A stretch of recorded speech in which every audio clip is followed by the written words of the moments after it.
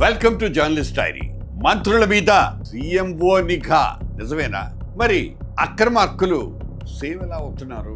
ఏపీలో నిజంగానే మంత్రుల కదలికల మీద ముఖ్యమంత్రి కార్యాలయ వర్గాలు ఒక కన్నేసి ఉంచుతున్నాయా? ఇదే నిజమైతే కొంతమంది కీలక మంత్రుల పిఏలు, పర్సనల్ సెక్రటరీలు ఇష్టారాజ్యంగా పైరవీల్లో ఎలా మునిగి తేల్తున్నట్టు, కొందరు ఎమ్మెల్యేలు వాళ్ళ అనుచరులు ఇసుక, మట్టి, గనులు, క్వారీల నుంచి కమిషన్లో ఎలా దండుకుంటున్నారు. కీలక నాయకులే భూదందాలు, సెటిల్మెంట్లు, వాటాల వసూళ్లలో ఎలా బిజీగా మారిపోతున్నారు. తెలుగుదేశం పార్టీ నాయకత్వంలోని కూటమి పాలనలో మంత్రుల మీద నిఘా ఉందన్న అంశం రాజకీయాలను హీటెక్కిస్తోంది. స్వయంగా టీజీ భరత్ అనే ఒక మంత్రి చెప్పిన మాటే ఇది.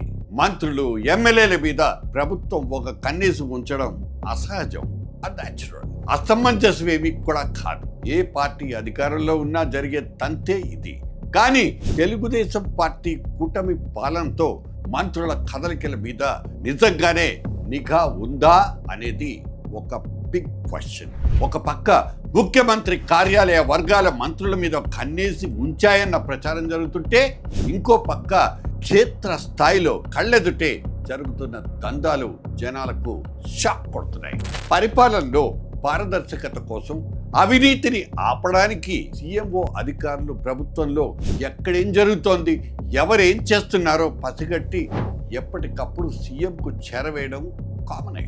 అంతేకాదు, మంత్రుల పేషీలు, పిఏల మీద సీక్రెట్ గా డేగ కన్నేసి ఉంచుతున్నారు. ఇది రొటీన్ వ్యవహారమే అయినా కూటమి పాలనలో నిఘా వ్యవస్థ నిజంగానే అంత స్ట్రాంగ్ గా ఉంటే గనక మంత్రుల పిఏలు, పర్సనల్ సెక్రటరీల ఇష్టారాజ్యంగా పైరవీల్లో ఎలా మునిగి తేలుతున్నారనే ప్రశ్నకు టక్కన సమాధానం దొరకాలి. కానీ అదంత ఈజీ కాదు. ఇటువంటి పిఏల్లో ఒకళ్ళిద్దరిని తొలగించడం ఈ మధ్య వార్తల్లో వచ్చిన అంశమే వింటున్నాం.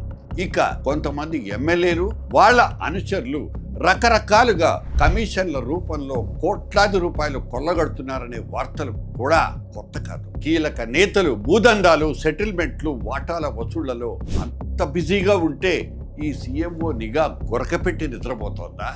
ఇదే ఇప్పుడు రాజకీయాల్లో తొలిచేస్తున్నటువంటి అతి పెద్ద ప్రశ్న. దీనికి తోడు ఇటీవల కర్నూలులో జరిగిన ఒక హత్య ఇంటెలిజెన్స్ దొలతనాన్ని బట్టబయలు చేసింది. స్వయంగా మంత్రి టీజీ భరత్ పోలీసుల తీరు మీద తీవ్ర స్థాయిలో ఫైర్ అయిపోయారు.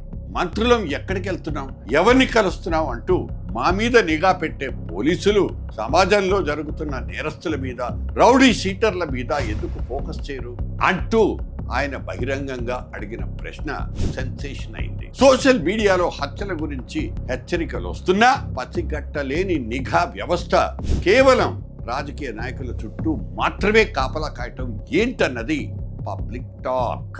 ఒకవైపు అవినీతి నిర్మూలన కోసమే అంతర్గత నిఘా అంటూ ప్రభుత్వం చెబుతోంది.